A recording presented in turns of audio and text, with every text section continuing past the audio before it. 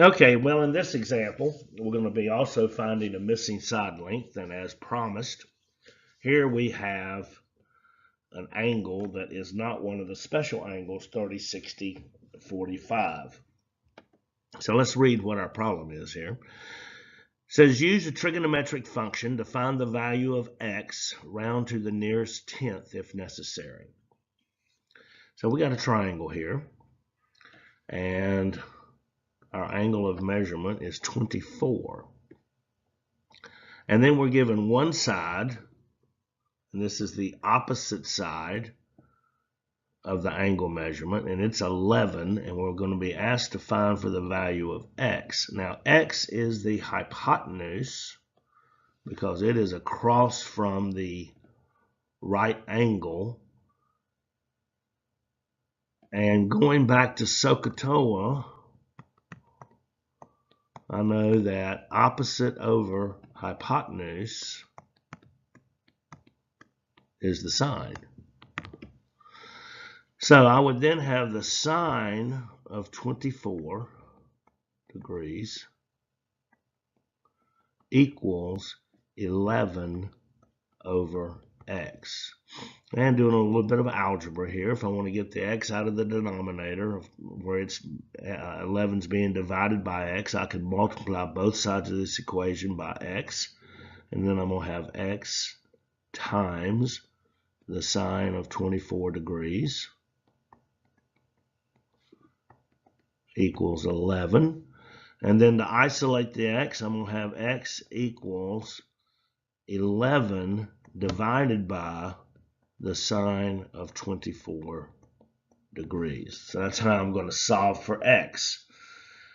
To find what the length is of the hypotenuse of this triangle, right triangle, that has an acute angle of 24 degrees. Now I'm going to jump to the next slide, and we're going to do this on the calculator, which is what I really wanted to make sure that I showed you.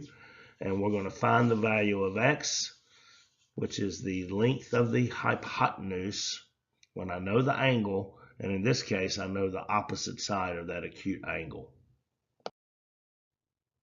All right, well, here we are on our graphing calculator, and we had just gotten our equation down to find the value of x, or the hypotenuse, that x was equal to 11 over the sine of 24 degrees.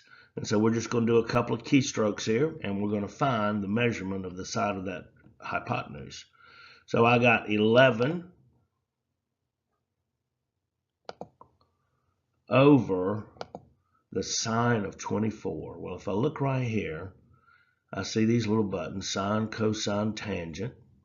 And right above them, I see the inverse sine, inverse cosine, inverse tangent. Well, we'll take that up momentarily. But right now, I've just got to do the sine of 24.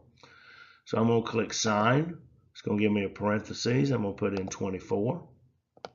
I'm going to close the parentheses. I'm going to hit enter. And